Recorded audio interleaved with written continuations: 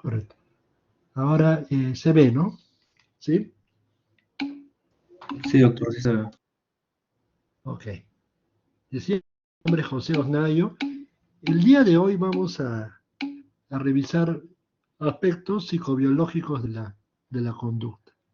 En realidad la neurobiología, las neurociencias de la conducta, es un tema un poco extenso, no lo voy a hacer extenso, pero se refiere a la relación que hay pues entre las neurociencias y la conducta humana, cerebro y mente, cerebro y conducta, ¿no? De eso se trata. Eh, el menú del día vamos a hablar algo de generalidades, un poco de neurociencias, de la genética, de neurotransmisores, pues y algo más, ¿no? Un epílogo. Referentes de mi alma mater, ¿no? De la universidad, la facultad incorporada, ¿no? A mi quehacer, ¿no? Eh, la facultad donde me formé, San Fernando, San Marcos.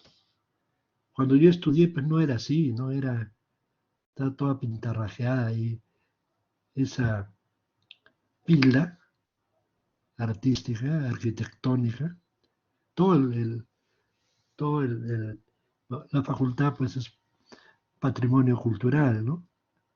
Pero eso estaba lleno de basura. Cuando la despejaron todo vi que había belleza, ¿no? En todo el tema. Se cae un poco a pedazos, pero bueno, ahí está. Mi hospital, donde me formé, esa foto, si hubiera sido hace unos cuantos años atrás, más o menos unos más de 40, 45 años atrás, yo estaba sentado mirando el hospital, enamorado del hospital, ¿no? El hospital obrero en ese momento. Quería trabajar ahí, pues. Terminé trabajando ahí en la parte superior donde hay unos muñequitos que dice salud. Ahí estaba el hospital de día de psiquiatría, ¿no? Ahí trabajé, fui jefe un tiempo ahí. Pero consideraba parte de mi formación, ¿no? En pregrado y posgrado. El maestro Carlos Alberto Seguín Escobedo, fundador del servicio de psiquiatría en el Hospital Obrero. Más o menos 1942 fue jefe hasta el año 72 del siglo XX. Eh, el hospital se fundó un año atrás, más o menos. Hizo muchas cosas, pero ¿qué es lo que hizo de manera genial, no? Puso el servicio dentro de un hospital general. Estamos hablando de hace 80 años. Para los médicos de la época, pues era una locura, ¿no? Meter locos dentro de un hospital que no era para locos, ¿no? En esa época eran los manicomios, ¿no? El Arco Herrera nomás existía, al fondo de la Avenida Brasil, a la izquierda. Ahí Lima terminaba pues en la cuadra 9 de la Avenida Brasil. Luego de ello todo era haciendas, chacras, ¿no? Bueno, y siempre, como en todas las ciudades, los manicomios lo ponían al lado del acantilado, ¿no? Del precipicio, muy cerca del mar. Cuanto más lejos, mejor, decían. Pero él lo que hizo, lo puso en medio del hospital y hasta ahí permanece así hasta el día de hoy. Eh, Se adelantó pues a las leyes, declaraciones de todas las asociaciones de psiquiatría, ¿no? Que los hospitales psiquiátricos no, pues no deben ir, sino hacer una psiquiatría donde el paciente tenga acceso a toda la tecnología de punta, a todas las posibilidades de acceso para apoyar la recuperación de su trastorno. Seguí, ¿no? Carlos Alberto Seguín Escobedo, el hospital de Arequipa del Seguro Social lleva su nombre. El disclaimer, el disclaimer es la declaración, más o menos la declaración de interés. En este caso, no vamos a referirnos a nada que de alguna manera pueda ser de materia de conflicto. Reconozco que parte de esta información está en los libros de texto. Ahora hay que proteger los temas de utilización indebida, pues, de información, ¿no? Básicamente es eso. Los objetivos de la clase del día de hoy es que no se duerma, pues es una hora bien difícil para todos, ¿no? El tema es un poco denso, pero haremos lo posible de que esto no suceda. Cuando estábamos en clase presencial, yo le decía, pues si quieren dormir, duerman, ¿no? Pero no ronquen, ¿no? Duerman si quieren, lo voy a arrullar, ¿no? Eso, pero obtener el interés, ¿no? Es muy importante. Uno prueba, se prueba la voluntad, a través de la motivación, la voluntad en los momentos de sacrificio, ¿no? Es todo un sacrificio después del almuerzo o, no, o antes del almuerzo, según sea el caso, tener una clase de este estilo. Una diapositiva que le encontré en un banco de diapositivas, ¿no? Que tenía una serie de clases. No le di mucha importancia, mucha bola, porque primero que estaba en inglés, pero me permitía así entender lo que era bueno, mente, cuerpo, espíritu. Mente, cuerpo, espíritu. Yo en el colegio no me enseñaron teoría de los conjuntos, ustedes sí, más bien, ¿no? Cómo los conjuntos confluyen, ¿no? Y en este caso se intersecan, no sé cómo se llamará, pero es un tema de confluencia en el centro. De esa interacción de la mente, el cuerpo y el espíritu, o mente y cuerpo también pudiera ser nada más, eh, está estas dos palabras, ¿no? Wellness y wholeness. Bienestar, entendemos la salud mental es bienestar, sentirse bien, se me vean bien también, estar bien conmigo mismo, con los demás. Pero esa palabra wholeness era integridad. Es que ser íntegro es ser una persona de valores, ¿no? Está bien, civilizado, ¿no? Ser una persona de bien. Pero también íntegro tiene un sinónimo también de completitud. No sé si la palabra haya sido admitida por la Real Academia de la Lengua, pero ser íntegro es igual que completo. Entonces, cuando uno completa todas sus metas, de acuerdo a la edad, hay cierta edad también donde uno ya debe ser lo que es en la vida, ¿no? Hasta dónde puede llegar. Para ustedes, muchachos, jóvenes, el cielo es el límite. Ustedes todavía están empezando y las posibilidades de conseguir metas muy altas ya dependen de ustedes. Otra forma de ver esto es mente, cuerpo y entorno también, ¿no? Cómo el entorno, el ambiente influye en esta relación. Eh, el área límbica, la zona límbica, ¿no? Una zona muy interesante, ¿no? A los que les gusta la neurociencia, es un tema donde cada estructura es un mundo. Cada estructura es un mundo. Se me ocurre ver, por ejemplo, la amígdala, ¿no? La amígdala y las emociones, el estrés. Y alguna vez que tuve la oportunidad de viajar a un instituto americano, a uno, ¿no? En Illinois, en Chicago, tuve la posibilidad ahí. Fui a mirar, a observar, pues, ¿no? Aprender. Estaban investigando mucho de este tema. Obviamente había mucha investigación de psicofarmacología, pero también en estos temas. Eh, y bueno, cada uno de ellos pues había que estudiarlo. Al que le gusta esto, es un lugar a mirarlo bien.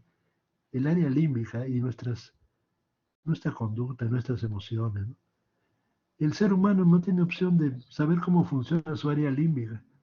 El perrito sí, probablemente tenga su limbicómetro en la colita, ¿no? Cuando está contento, mueve la colita, ¿ves? Cuando está eh, tenso, pues, ¿no? La pone en ángulo recto, por decirlo de alguna manera, ¿no? Está molesto, ¿no? Eso.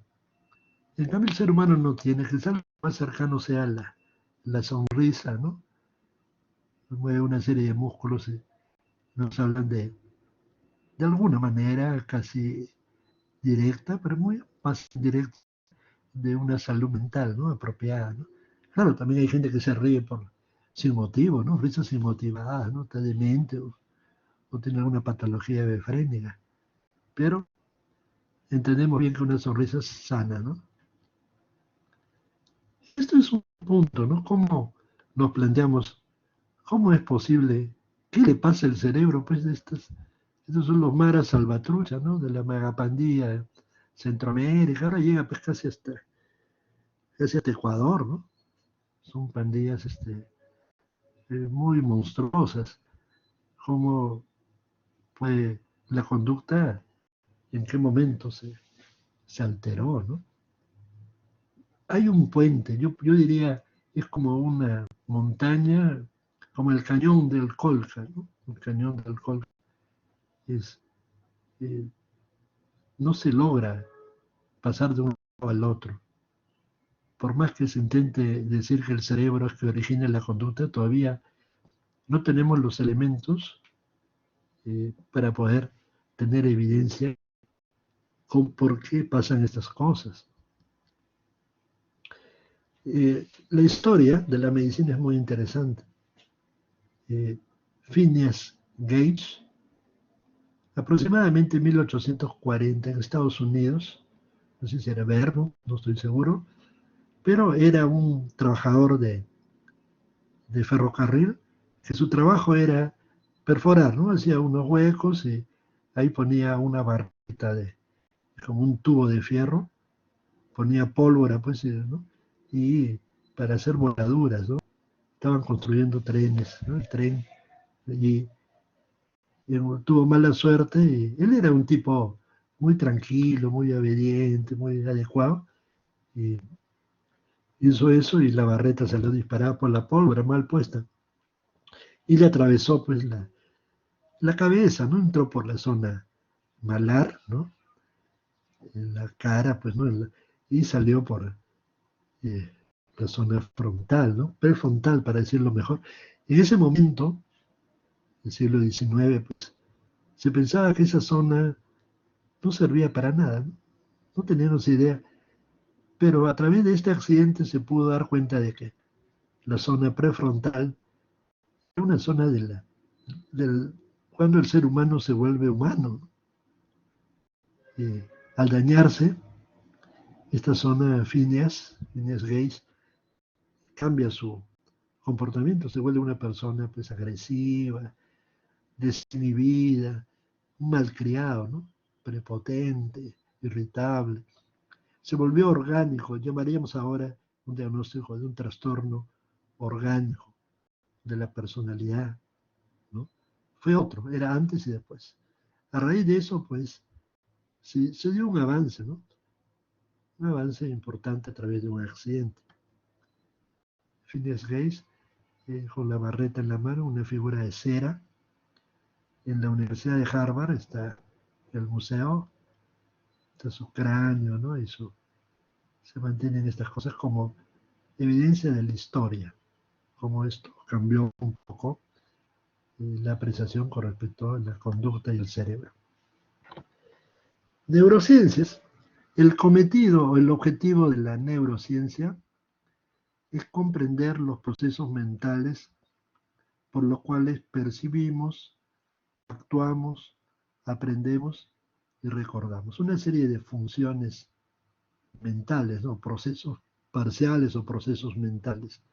Estudia la estructura y la función neuroquímica, farmacológica y de la patología del sistema nervioso. Estamos hablando de una serie de eh, disciplinas científicas, ¿no? Que intervienen. Su objeto de estudio son los diferentes elementos del sistema nervioso que interaccionan entre sí para dar origen a la conducta humana.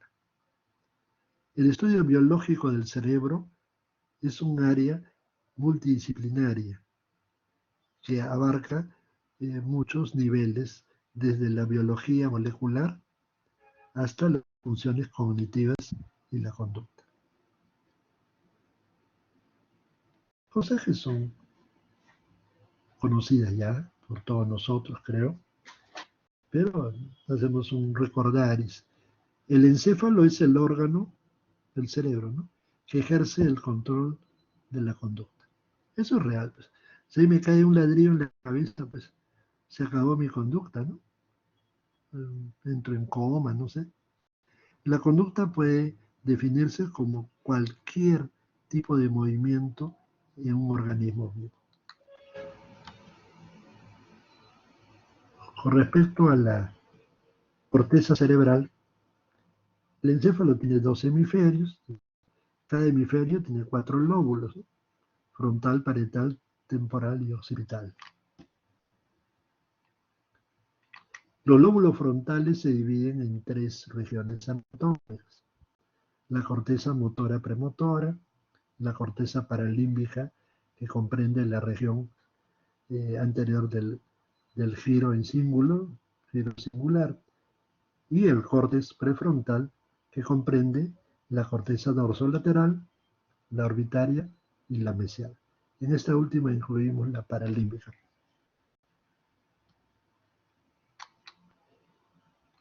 Estas cortezas están conectadas con diversas estructuras subcorticales, formando circuitos fronto-subcorticales.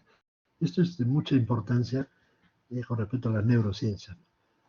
Es uno de los grandes avances, entender pues la relación que hay con las estructuras, o sea, la cortical con lo subcortical.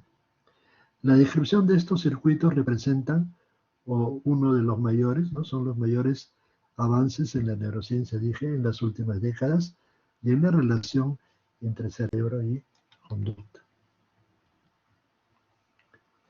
Entre las áreas subcorticales tenemos el tálamo, el hipotálamo, el sistema límbico, formado por el hipocampo, el fórnix, la amígdala, la circunvolución singular, el bulbo olfatorio y los cuerpos mamilares.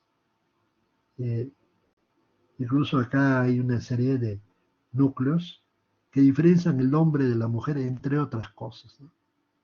La mujer es superior al hombre en muchos aspectos, a pesar que el peso de su cerebro es un poco menor en promedio, pero tiene áreas que la hacen superior.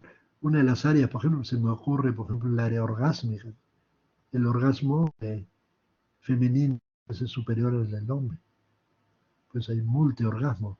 El hombre no, el hombre sería monoorgasmo.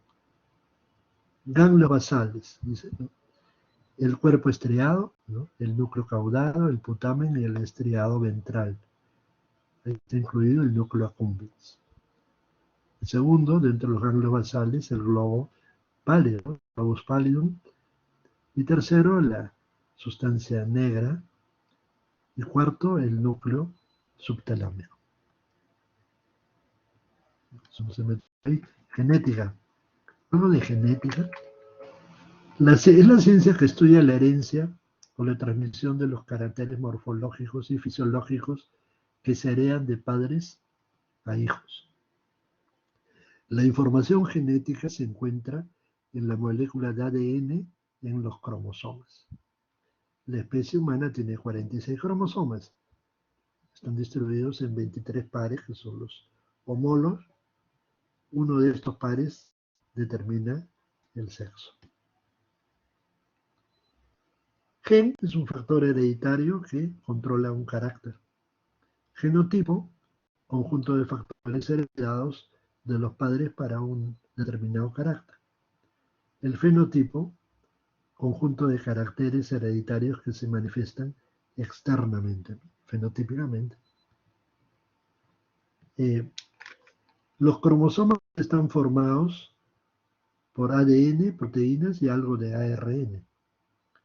Los genes son una parte de las cadenas de ADN y se disponen linealmente a lo largo de ella. Se encuentran en lugares denominados locus, el plural es loci.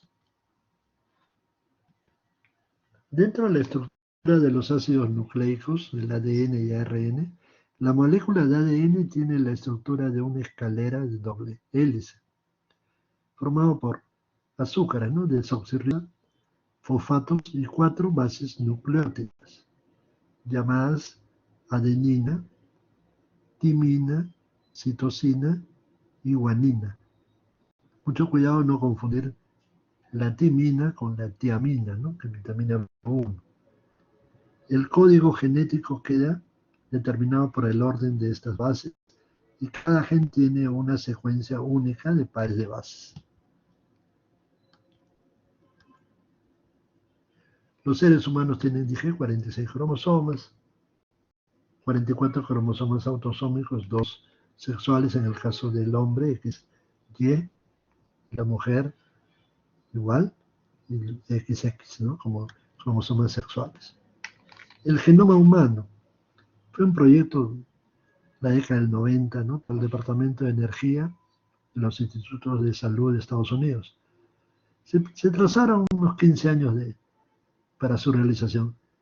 Bueno, como colaboraron no solo Estados Unidos, ¿no? Sino muchos países y a los avances, bueno, la colaboración de ellos, el avance de la genómica y la informática sobre todo, el borrador, ¿no? Inicial fue terminado en el año 2000. Ante ello se pensaría, pues, el ser un poco soberbiamente que el ser humano debería tener millones, pues, de genes, ¿no? En realidad, al final terminamos siendo igual que una larva, un insecto, ¿no? El número de genes que uno podía tener. El proyecto Genoma Humano ha estimado que los seres humanos tienen entre 20.000 y 25.000, nada más. 20.000 y 25.000. Muy cercano al chimpancé y otros, ¿no? Pero gran parte, incluso gran parte del genoma está compuesto de ADN que no codifica genes. Vaya usted a saber para qué sirve eso. Los cromosomas con más genes que codifican proteínas son, bueno, 17, 19, 22. Los cromosomas X, Y, 4, 18, 23 son los que poseen menos genes codificadores. Sin embargo, vamos a ver que tiene mucha importancia en la herencia. Solo el 5% del genoma codifica proteínas. El 25% del genoma humano está casi desierto. La cuarta parte, ¿no? Existiendo largos espacios sin secuencias génicas entre un gen y otro. Se ha identificado un número muy elevado de pequeñas variaciones en los genes que se conocen como, esto es muy importante también, a la gente que le gusta la investigación, ustedes futuros investigadores, los polimorfismos de nucleótidos únicos. Su sigla en inglés son los SNP, ¿no? Hay más o menos más de 1,5 millones, ¿no? De estos se llaman así polimorfismos de nucleótidos únicos. ¿Para qué sirve esto? ¿Por qué es importante? La mayoría de estos polimorfismos no tienen un efecto clínico concreto, ¿está bien? Pero de ellos depende, por ejemplo, el que una persona sea sensible o no a un determinado fármaco y la predisposición a sufrir una determinada enfermedad. Con respecto a los fármacos, hubo mucha investigación. Yo me acuerdo en mi hospital investigamos sobre patología trastorno borderline de la personalidad y el uso de un antipsicótico, ¿no? Y, y fue una investigación auspiciada por la industria farmacéutica y, bueno, toda la información de genética, ¿no? De farmacogenética se envió a Estados Unidos. Eso es como para, probablemente el futuro sea que básicamente, bueno, en psicofármacos, ¿no? Que es lo que más o menos conozco yo, eh, las drogas serán personalizadas por diseño para cada persona. No todas las personas, vamos a poner el mismo medicamento, va a funcionar igual, ¿no? Va a funcionar algunos muy bien, otros no. Ya miraremos, hay una lámina creo que al final que así lo demuestra, ¿no? Vamos a ir avanzando. Bueno, esto es solo para ver el esquema del cromosoma X, ¿no? Y la localización de algunas enfermedades genéticas. A veces, bueno, las hemofilias, pues, ¿no? Tipo A, tipo B, el síndrome de Lesch-Nyhan, la enfermedad de Fabry, la anemia hemolítica, la retinitis pigmentaria, la distrofia muscular, todo dentro de un cromosoma, ¿no? Por supuesto, la especialidad o la subespecialidad de genética es citogenética, ¿no? Y estudian estas enfermedades que están muy relacionadas a la herencia. 10.000 genes conforman el sistema nervioso central y periférico. Bastante. ¿Cuál es el aporte de los genes a la conducta? Al final, ¿en qué interviene? ¿Qué es lo que se hereda? ¿No? La inteligencia, ¿no? Las habilidades verbales y espaciales, la memoria, el temperamento, rasgos de personalidad. Por supuesto que no se va a heredar, pues, de alguna manera, digamos, 100%, pero pareciera que esto eh, tiene bastante verdad en lo heredable. Una predisposición para fumar y beber, ¿no? Alguien dirá, pues, pero también, pues, si mi padre fuma y toma, pues, pareciera que, por ejemplo, en la familia de alcohólicos que se han estudiado, pues, más o menos el 25%, si uno tiene 4 hijos y uno es alcohólico, uno de ellos podría heredar. Claro que la mala influencia, ¿no? El ejemplo, el modelo también. Pues hablamos de la genética, pues y la crianza, ¿no? La herencia y la crianza. Se llama la epigenética. Pero pareciera que hubiera también genes involucrados. Estructura de las ondas cerebrales, enfermedades neuropsiquiátricas, vamos a ver algunas de ellas relacionadas a la herencia. La diferencia entre el hombre y la mujer está dada por más o menos 6.500 genes. Gracias a Dios que somos diferentes. Ahora, tipo de disturbio genético relacionado a algunas características, ¿no?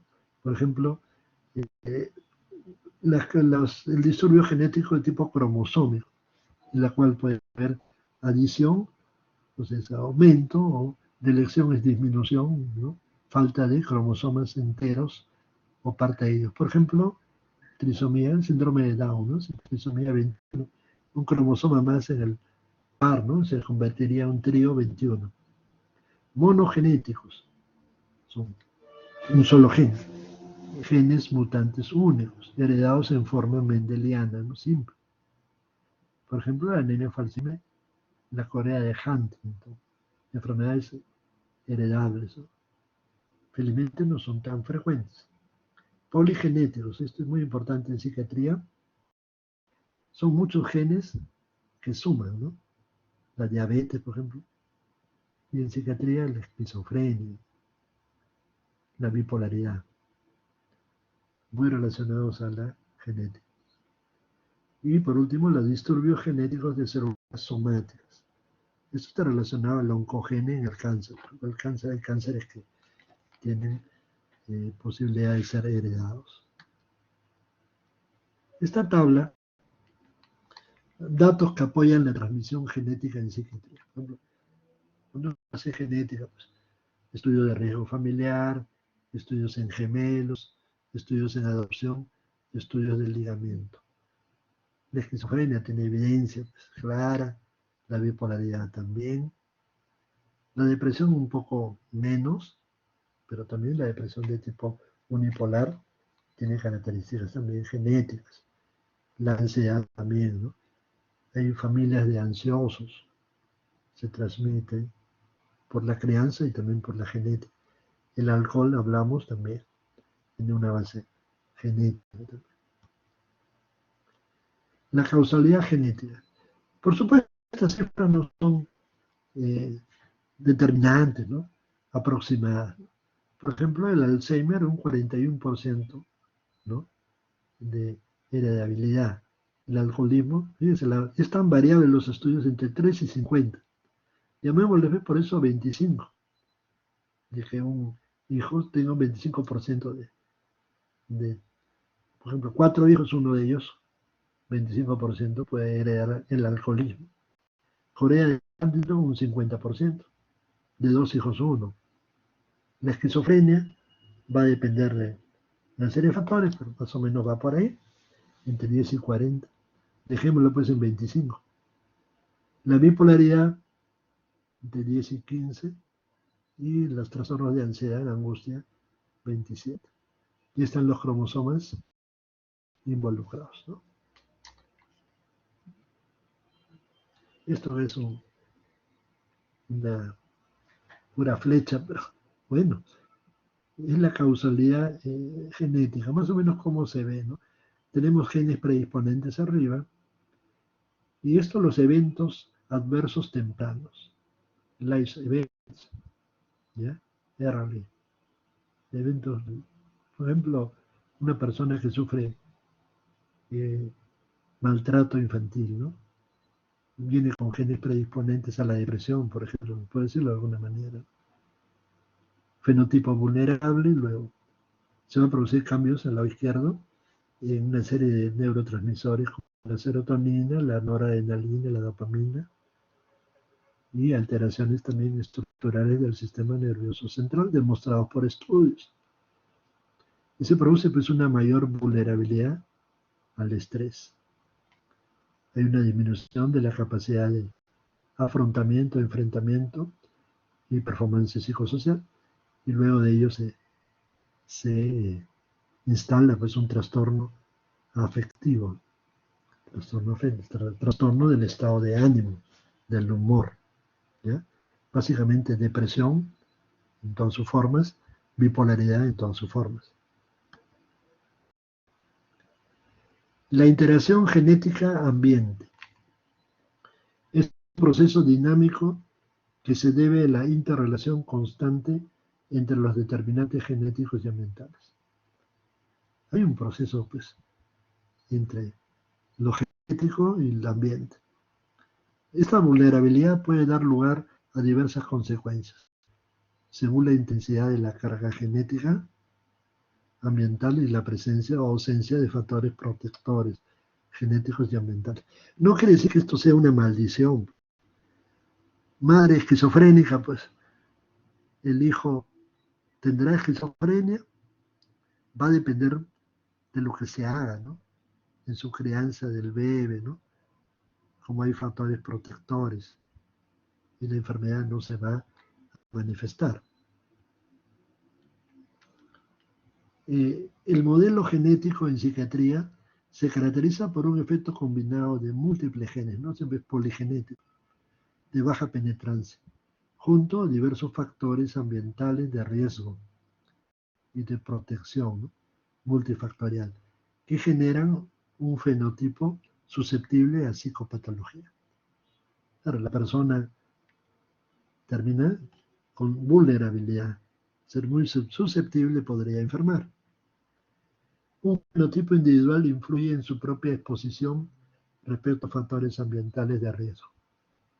Los factores ambientales son en sí mismos atribuibles o direccionados a influencias genéticas. El concepto que estableció Paul Mill, esquizotaxia, son personas genéticamente vulnerables que sufrieron exposición a acontecimientos adversos en las primeras etapas de la vida obstétrica, ¿no? Intraútero, ¿no? O durante el parto, y que dieron lugar al desarrollo anómalo de ciertas estructuras cerebrales. Esta vulnerabilidad latente, más un acontecimiento ambiental adverso, puede facilitar el desarrollo de una esquizofrenia o psicosis. Por ejemplo, la pérdida de algún padre, ¿no? Pérdidas parentales, consumo de marihuana, ¿no? Esto a tomarlo en cuenta, ¿no? Mucha gente dice la liberación de la marihuana puede producir esquizofrenia, puede desenterrar pues, estos genes. Me preguntaban si se puede hacer libre consumo, ¿no? Yo diría sobre mi cadáver, por la salud mental de los adolescentes. La salud mental en general, ¿no? Toda la población. Con respecto a la esquizofrenia, Es un, como ustedes, bueno, deben saberlo, se empieza entre los 15 y 25 años, más o menos. Ahí empieza. Más temprano en los hombres, siendo la principal forma, la paranoia, pero hay otras formas. La esquizofrenia simple, la catatónica, la befrénica, la indiferenciada, etcétera, y las combinaciones que hay. Se ha postulado la teoría del neurodesarrollo. Factores poligénicos condicionarían una disfunción en el proceso de organización cortical intraútero. Esta vulnerabilidad biológica se expresa en enfermedades durante la adolescencia por una sumatoria de factores de riesgo biológicos y psicosociales.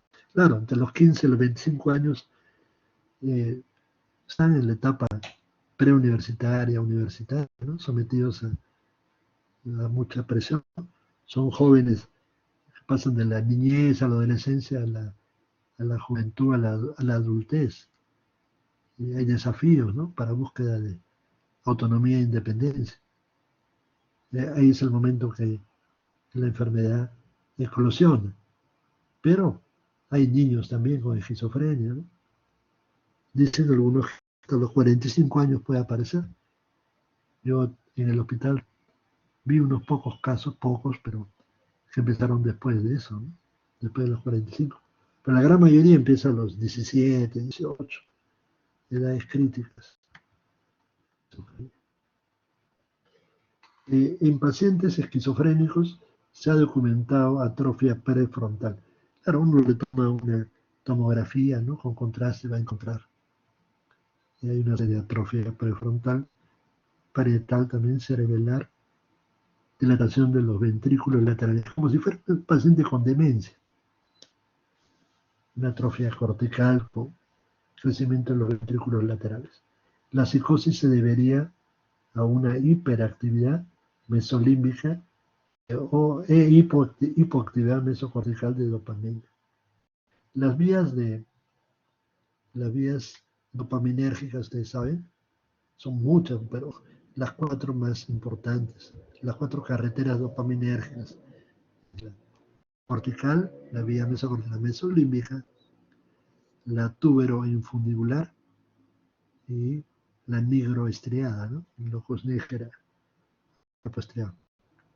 La enfermedad esquizofrenia debe explicarse por un modelo poligenético, es poligenético, muchos genes y multifactorial, no solo ¿no? Donde estarían implicados cromosomas 5, 6, 8, 11, X22. A mí nunca me ha gustado recordar esto, pero son varios genes, ¿no? En la esquizofrenia, en la población, ustedes saben, es el 1% de la población aproximadamente. Esto se cumple en casi todos los países del mundo, ¿no? Encontramos, algunos países hay más que otros, pero hay un 1% promedio. El pariente de la prevalencia genética es un pariente de primer grado, el 10%. Cuando son ambos padres, hay un 40% de posibilidades, ¿no? En los gemelos dicigotos, 10 a 15.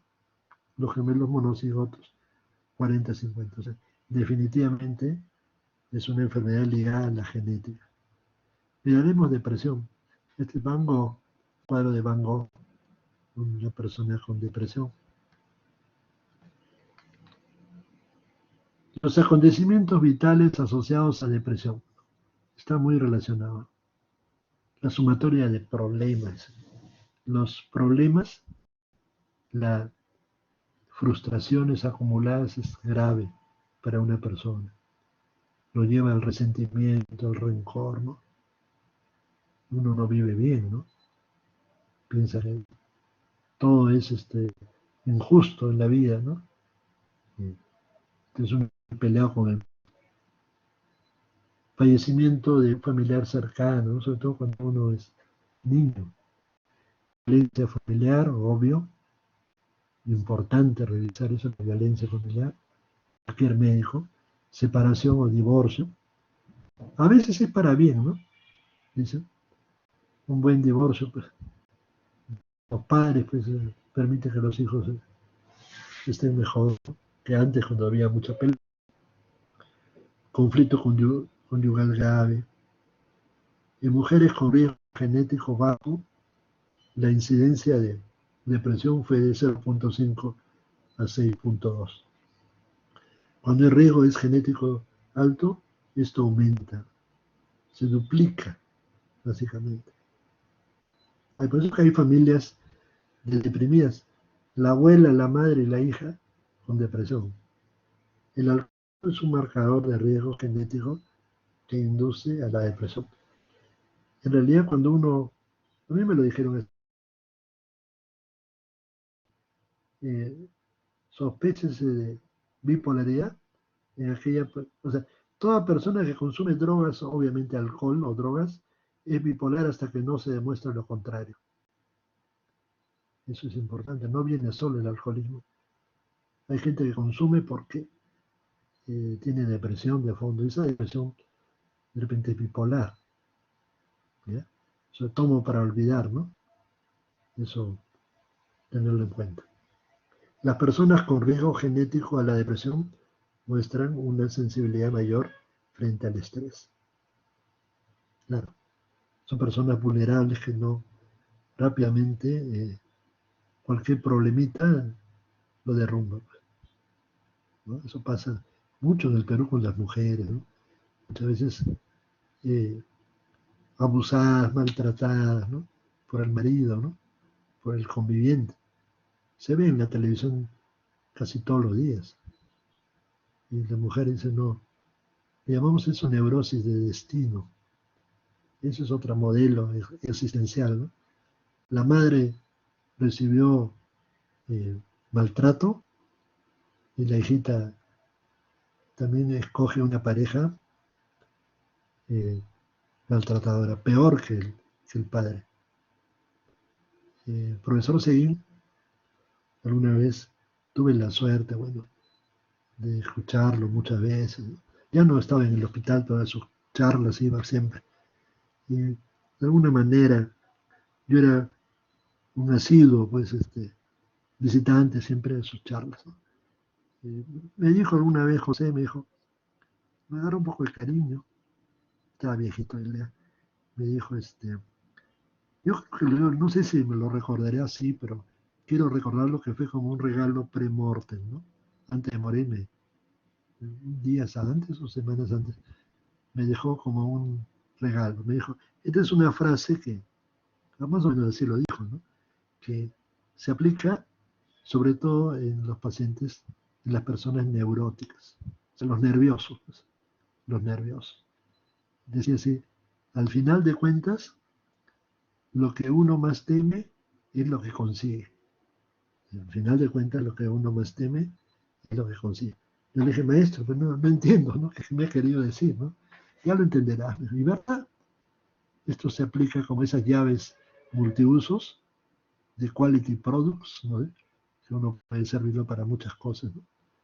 Esto se entiende. La madre que era golpeada, la hija, ¿por qué escoge lo mismo? Decía, pues nadie puede dar lo que no ha recibido, ¿no? Bueno, podemos hablar mucho rato en ese tema, pero no es el caso. Psicobiología conductual, algunas características, algunas cifras del sistema nervioso central.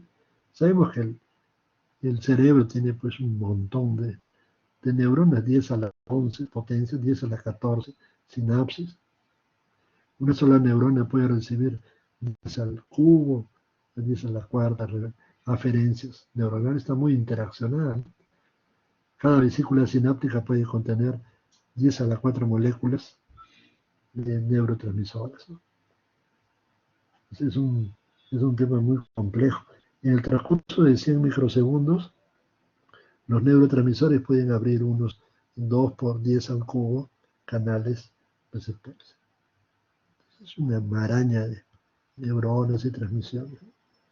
La mente, ¿no? Cerebro, la mente ahora, sería una propiedad que emerge de esta enorme cantidad de neuronas conectadas de manera muy compleja y múltiple.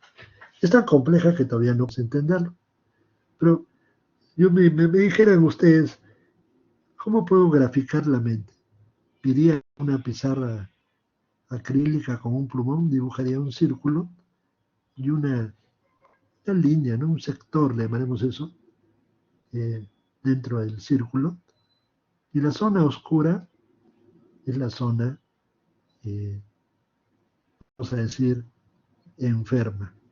La zona roja puede ser blanca, no sé, la zona sana. Acá faltaría poner el ejemplo contrario, ¿no? Estamos en el lado izquierdo, una persona enferma, porque tiene el área enferma mayor que el área sana, un balance negativo. Al lado derecho también igual, ¿no? Las personas, esto puede servir, esta lámina la utilizaba mucho con los residentes, nos podíamos pasar días con esta, con una sola diapositiva. Eh, pero imaginemos que lo negro es claro, ¿no? O rojo, y lo rojo es negro. Una persona sana. Tiene áreas también, áreas oscuras, ¿no? Como decía Star Wars, el área, la zona oscura, no sé, el área, tenemos nuestras áreas así, nuestros demonios, nuestra zona especial, ¿no? Por ejemplo, la elección de pareja, ¿no? Generalmente, la gran mayoría de personas elegimos nuestra pareja. Dicen que las mujeres son las que eligen, ¿no? Pero tanto el hombre como la mujer elige su pareja. A veces hay uniones aleatorias, de casualidad, mejor dicho, al azar. Es raro, pues. Va una muchacha va por el camino y ahí en el campo y en un árbol hay un joven durmiendo, haciendo la siesta como esta hora. De repente se cae y cae encima de ella, ¿no? Se miran y se enamoran. Pues eso sería una cosa así, pues, de la suerte, ¿qué será? Pues, ¿no? Pero en general uno escoge su pareja. Y generalmente debe escoger por el lado sano. Vamos a poner dos personas, se unen por el lado sano. Uno más uno es tres. Suma, pues el amor enriquece, ¿no? Se unen por amor. Pero, dice, lo prohibido atrae, pues. Pues a la droga dile no, no es una propaganda bien tonta, ¿no? De Cedro. Eso, a un joven todavía prohibirle, ¿no? Eso no funciona así. Pero lo prohibido atrae, definitivamente. Eso, entonces, a veces se escoge por el lado enfermo, digamos así, el lado patológico. La gente está de moda esta palabra, el lado tóxico. Escogen, uno escoge su tóxico o su tóxica, según sea el caso. Y se dan una serie de uniones, vamos a decir, fundidas así con plomo, ¿no? Bien intenso la unión. Dura a veces, pero hacen sufrir a todos. Todos sufren. La lista es inmensa, no le voy a describir, solo un par de repente. La unión paranoide, histérica paranoide. La coqueta con el celoso, por ejemplo. Funciona eso, pues. La coqueta le hace sufrir al celoso. Muchas veces termina este juego psicológico, Eric Verne, termina en muerte, feminicidio, todo ese tema que vemos en la televisión, ¿no? Hay una segunda también muy frecuente, sádico masoquista, ¿no? El pegalón y la sufrida. El hombre le pega y la mujer le aguanta, ¿no? Todas las mujeres le dicen, pero déjalo, mujer. No, ¿quién me va a mantener? No. Hay que educar a las mujeres mucho, muy importante. O él es bueno, ya va a cambiar, ¿no? Bueno, de repente no es tan sincera, de repente hasta podría decir que es masoquista, no me gusta que me pegue, ¿no? Rico me pega, ¿no? Eso, por supuesto, no siempre es así, ¿no? Pero la forma como uno elige la pareja. La mente es algo complejo, solo quería graficar eso. Características del sistema nervioso central, lo psíquico mental como expresión de lo cerebral constituye el puente o el lugar común donde neurociencias y psiquiatría se entrelazan. Sin embargo, nunca llega, es mi opinión personal, ¿eh? Nunca llega esto a poder demostrar cómo es, ¿no? Decía al comienzo, no es un puente, yo creo que es un cañón, ¿no? Donde no hay puente. Todavía estamos muy lejos de poder saber muchas cosas, ¿no? El sistema nervioso central, se ha documentado el concepto de cotransmisión, es decir, un neurotransmisor clásico ejerce su función con un neuropéptido en una misma neurona. Cotransmisión. Colocalización, por ejemplo, la serotonina y GABA van juntos, ¿no? Por ejemplo.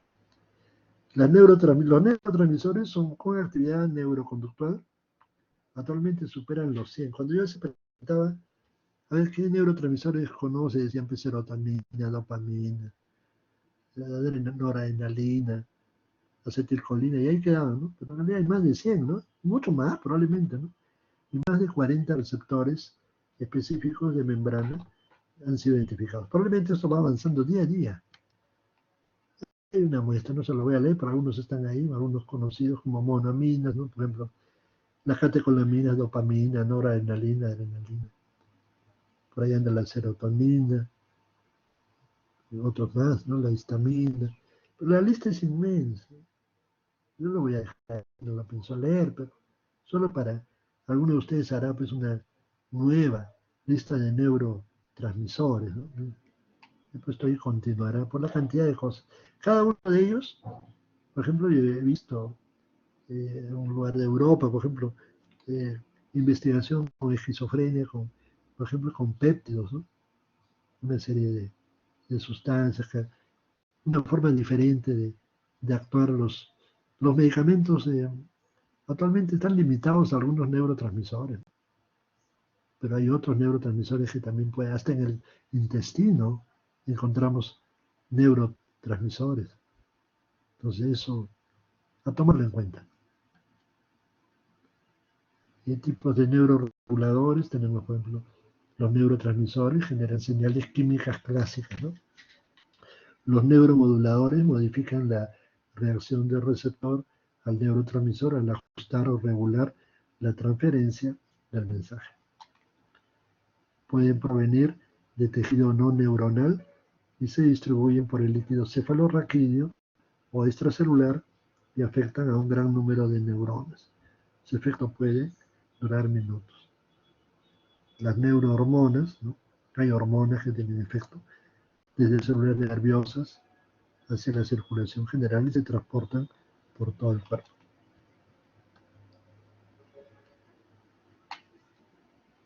Las áreas no sinápticas de las membranas neuronales pueden contener múltiples receptores para señales químicas. Además, las neuronas también son afectadas por diversas situaciones, ¿no? Por ejemplo, el pH, las concentraciones de electrolitos, prostaglandinas, calcio, fosforilación, fosforilación de la membrana celular. Influencia del ambiente externo. Se espera a través de las tensiones ambientales. El estrés ambiental, ¿no? Produce cambios, patrones de aprendizaje, cambios dietéticos. Por ejemplo, hacer ejercicio, ¿no? Grados variables de estimulación sensorial. El ejercicio, pues los gimnasios, ¿no? Están ante tanto estrés, pues es un sitio de producir una serie de sustancias, dicen endorfinas, pero en realidad son una serie de sustancias que nos permiten estar mejor, ¿no? La vida sana, una dieta sana.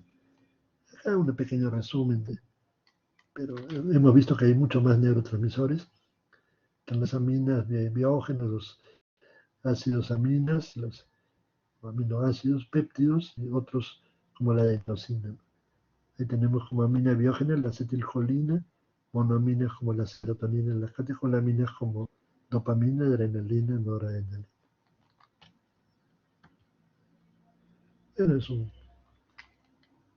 una posibilidad de entender, por ejemplo, la esquizofrenia como un tema dopaminérgico. Vamos a ver que la esquizofrenia no es solo dopamina, es una serie de sustancias que actúan ahí. La ansiedad, ¿no? Estamos hablando de una disminución de la serotonina. En la felicidad, ¿no? serotonina. Esa es la serotonina, pues, el neurotransmisor de la felicidad. En la depresión, ¿no? Tanto serotonina como dopamina. Y también el dopamina, serotonina, noradrenalina también está disminuida. El amor es la sumatoria de dopamina, de oxitocina. Vamos a ver qué cosa es el amor, ¿no? Y el estrés, ¿no? Son otras. La epinefrina, norepinefrina. Tiene que ver con hormonas, ¿no? El estrés con el cortisol, ¿no? La molécula de dopamina, ¿no? De una simpleza para una gran complejidad. Vamos a revisar algunos neurotransmisores, el sistema de la dopamina. Sabemos que la dopamina se sintetiza a través del aminoácido fenilalanina, se convierte sucesivamente en tirosina, dopa, y por acción de la dopa de carboxilasa en dopamina, sigla DA. La dopamina es destruida en parte por acción de la MAO, ¿no? La monoaminoxidasa, y parte se utiliza para recaptación, ¿no? La bomba de recaptación de serotonina. La molécula de dopamina se distribuye en retina, hipotálamo, tronco encefálico, en los sistemas activadores mesoestriado del locus niger. En esa carretera locus niger al cuerpo estriado, la vía nigroestriada, pues hay dopamina, ¿no? La ausencia de dopamina ahí, pues es la enfermedad de Parkinson. Muchos medicamentos actúan de manera antipsicóticos, produciendo un bloqueo a ese nivel, ¿no? Por eso que el paciente tiene síntomas Parkinson, no de Parkinson, sino parkinsonianos, ¿ya? La área mesolímbica, ahí se encuentra el mesocortical del núcleo tegmental y ventral. Está constituido por receptores, vaya usted a saber cuánto más, ¿no? Pero D1, D2A, D2B, D3, D4, D5.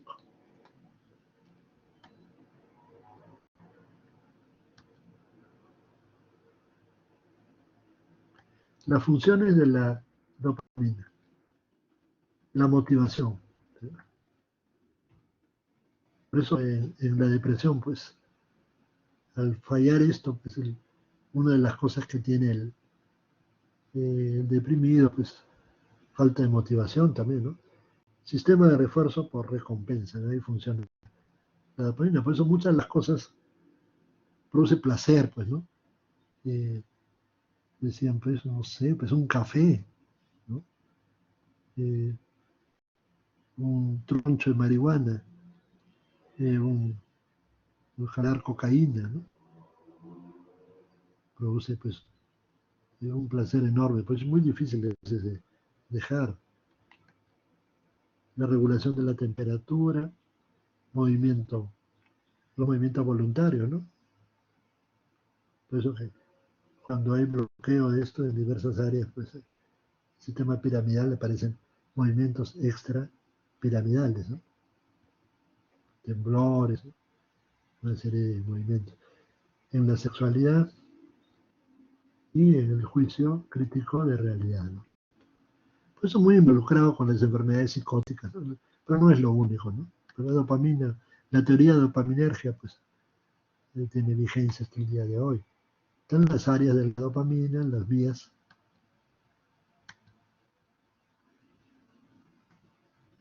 La serotonina, ¿no? Se sintetiza a partir del aminoácido triptófano, que se convierte en 5-hidroxitriptófano y por la acción de la enzima de carboxilasa de los aminoácidos aromáticos se convierte en serotonina, ¿no? O 5-hidroxitriptamina. Actualmente se conocen receptores 5-HT1A, 1B, 1C, 1D, 5-HT2, 3, 4, 5. La 5-HT, la serotonina, es destruida en parte por la MAO y otra es recaptada, ¿no? Recaptación de serotonina.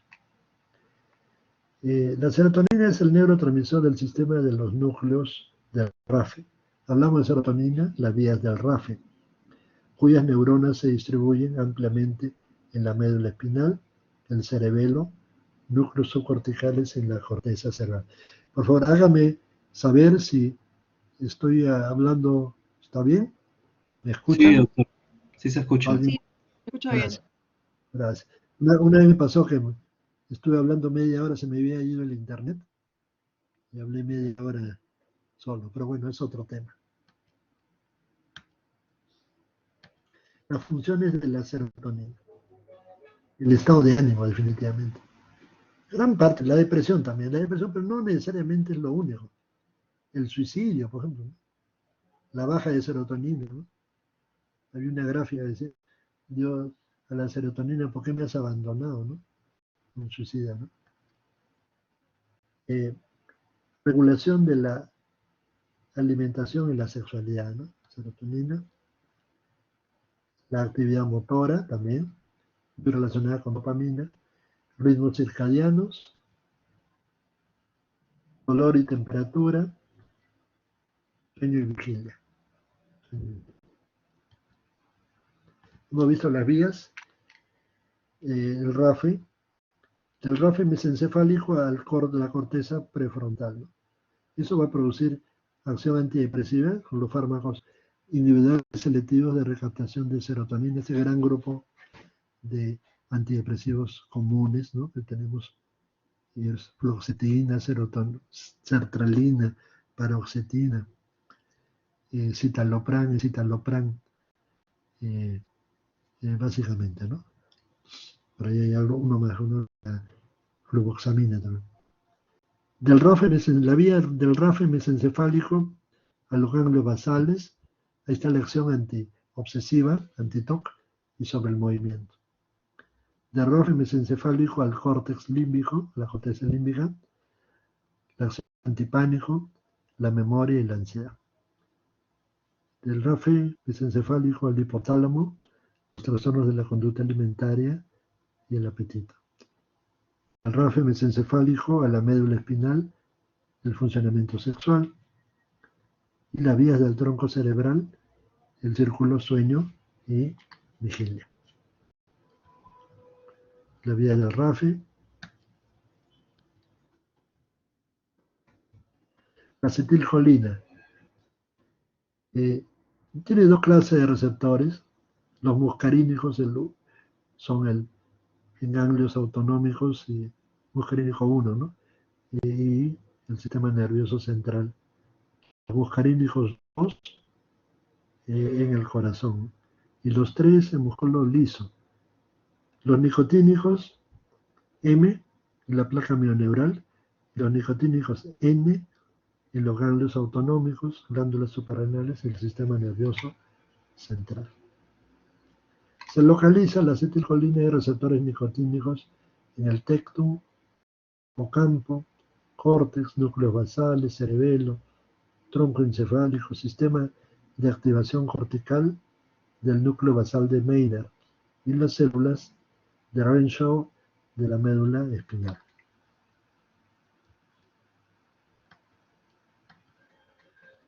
La acetilcolina tiene una función en el aprendizaje, obviamente por la memoria, ¿no?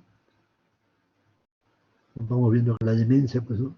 Está muy vinculada a esto. El dolor, el sueño REM, la agitación cortical, etc. En la demencia de Alzheimer se ha observado una destrucción específica de las neuronas del núcleo basal de Meyer. En general, la demencia se acompaña de disminución de las concentraciones de acetilcolina en la neocorteza temporal, el hipocampo y la amígdala. Algunas sustancias son anticolinérgicas, ten mucho cuidado, he puesto psicofármacos, hay otros medicamentos en medicina, por ejemplo la clomipramina, ¿no? Un antidepresivo tricíclico, es con un gran efecto anticolinérgico. un antipsicótico clásico, típico, antiguo, la pericecina tiene mucho efecto anticolinérgico. El biperideno, ¿no? Que es un anticolinérgico, que lo damos para contrarrestar efectos eh, de tipo eh, extrapiramidal, ¿no? En realidad, por ejemplo, dice, ¿por qué? ¿Por qué le damos un anticolinérgico? Por ejemplo, el haloperidol, ¿no? El haloperidol es un medicamento antiguo, creo que se usa todavía, pero puede producir, bueno, produce un efecto antipsicótico, ¿no? Disminuye las alucinaciones a lo largo de los días, ¿no? Las ideas extrañas, ¿no?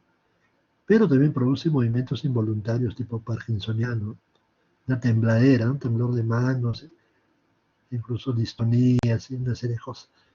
El viperideno es un anticolinérgico, que lo acompañamos eso para contrarrestar los efectos eh, producidos por la dopamina. El bloqueo de dopamina, el efecto del antipsicótico es bloqueo del receptor postsináptico de dopamina, ¿no? En el espacio interneural, y va a producir el viperideno. Bueno, el bloqueo con un antipsicótico va a producir temblor, pues, ¿no? El viperideno, siendo un anticolinérgico, ¿qué cosa? Hay un balance natural, un antagonismo entre acetilcolina y la dopamina. Si uno bloquea acetilcolina, se eleva la dopamina. Y por eso en el Parkinson le falta dopamina, podemos dar viperideno, hay mejores que esto, ¿no? Para el Parkinson.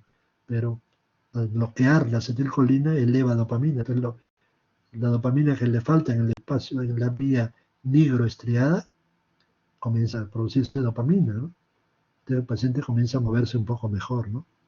A hacer movimientos piramidales, no extrapiramidales. Puedo poner una idea ahí. GABA, eh, los receptores GABA son postsinápticos, agonistas de las barbitúricos. Barbitúricos ya no usamos, ¿no? Prácticamente, pero sí la benzodiazepina, ¿no? El GABA es un neurotransmisor, un neurotransmisor eh, inhibidor, ¿no? Es un tranquilizante natural, ¿no? El GABA B son presinápticos, donde controlan la liberación de otro neurotransmisor. Pero las funciones, las neuronas que contienen GABA intervienen en la ansiedad. Cuando uno habla de ansiedad, básicamente estamos hablando de GABA. Claro que puede ser noradrenalina, todo eso, pero el GABA, hablamos del complejo GABA, el locus coeruleus, ¿no? Tiene que ver con las emociones y el control de la ingesta de alimentos, implicado en el alcoholismo también, GABA. Ahí está el complejo GABA con el receptor benzodiazepina y los canales de cloro, ¿no? La benzodiazepina permite la apertura, ¿no? Esto es un sistema que lo veremos en la clase de ansiolíticos, posteriormente, otro día. Por último, creo que es el glutamato. Hemos escogido algunos representantes de los neurotransmisores. Así como el GABA era inhibidor, el glutamato es excitador, por excelencia. La hipoactividad glutamatérgica por bloqueo del receptor NMDA, N-metil de aspartato, puede producir alucinaciones y disociación de la realidad. Quiere decir que esto está muy vinculado a la esquizofrenia. La hiperactividad, por contrario, glutamatérgica, produciría una cascada excitotóxica en el sistema nervioso, produciendo neurotoxicidad. Se magnifican los daños que se produce en hipoglicemia, hipoxia y convulsiones. En esas situaciones puede producirse una hiperactividad glutamatérgica. Más o menos los efectos neurotóxicos, ¿no? Tienen que ver sobre la motivación, ¿no? Va avanzando esto en función de la acción glutamatérgica. Una serie de modificaciones que puede llegar a la neurotoxicidad. Vamos terminando para beneplácito de todos. Vamos terminando ya. Y podemos mirar qué sigue, ¿no? ¿qué viene esto? ¿Qué viene después de este vuelo de pájaro que hemos hecho, ¿no? Vuelo rasante nomás sobre el tema. Algunas cosas como, por ejemplo, estos son los, eh, la farmacología de los receptores, ¿no? Con respecto a los antipsicóticos. No están todos los que deben estar, pero solo para mostrarles la idea. Yo iba con esta lámina, con esta diapositiva, lo proyecté. Era la única que llevaba, creo, al comité central, ahora se llama IETSI, Instituto de Evaluación de Tecnologías de Salud, ¿no? Pero para llevar un nuevo antipsicótico para que ingrese al petitorio, ¿no? Cuando yo hice la residencia, habían todo era antiguo, pues. Los típicos estaban ahí, pero los nuevos medicinas nos costó sangre, sudor y lágrimas a nuestro hospital, al Almenara, para su ingreso al petitorio. El petitorio de salud se logró, ¿no?, consolidar a base de mucho esfuerzo. Y mucho más que el MINSA, ¿no? El MINSA en su petitorio era mucho menor, ¿no? Porque ellos, claro, ellos no le dan la medicina al paciente, sino le dan una receta. Pero su petitorio era mucho menos, ¿no? Pero construimos este petitorio creo que en base a esta lámina, porque a simple vista los neuroreceptores son como las llaves de una casa, ¿no? Vamos a poner las llaves de un edificio de oficinas. No todos pueden tener la misma cerradura, ¿no?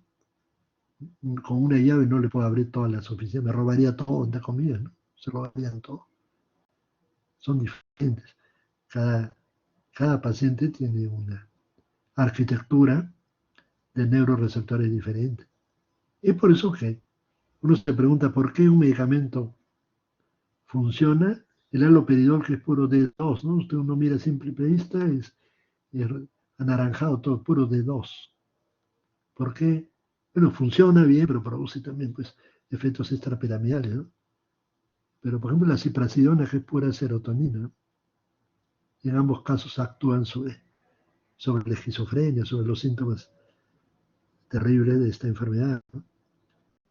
Conclusión, bueno, el rollo era muy largo, ¿no? Muy largo, pero eran médicos, no psiquiatras, ¿no?, en esa época. Entonces, prácticamente me decían, ¿para qué quieren más? Los locos no se curan, ¿no? ¿Para qué le vamos a dar? No sé, básicamente eso. Entonces me encapriché, ¿no? Y, bueno, y demostré que, si bien es cierto, no, bueno, no vamos a decir que cada paciente requiere un medicamento. Ahorita no tenemos esa posibilidad, un medicamento diferente, pero hay grupos de pacientes que van a funcionar con un medicamento y con otro no. Por este tema, ¿no? El antipsicótico actúa sobre con diversos neurotransmisores y sobre diversos neuroreceptores, siendo las posibilidades diversas. Eh, hay, Luego de esto hay un arte, pues, ¿no? No es cuestión nomás de escoger el medicamento, sino también saber usarlo, ¿ya? Eso es importante. Por ejemplo, el caso de un antipsicótico convencional o típico, donde es puro D2, nomás abajo está el neuroreceptor, ¿no? D2. Eso era desde el año 52 hasta más o menos los 80, ¿no? Luego aparecieron estos que eran dopamina, serotonina, ¿no? Risperidona, por ejemplo. Y luego aparecieron ya los otros atípicos, ¿no? Donde uno ve la arquitectura de neuroreceptores inmensa. Eran la mi molécula favorita, la clozapina, ¿no?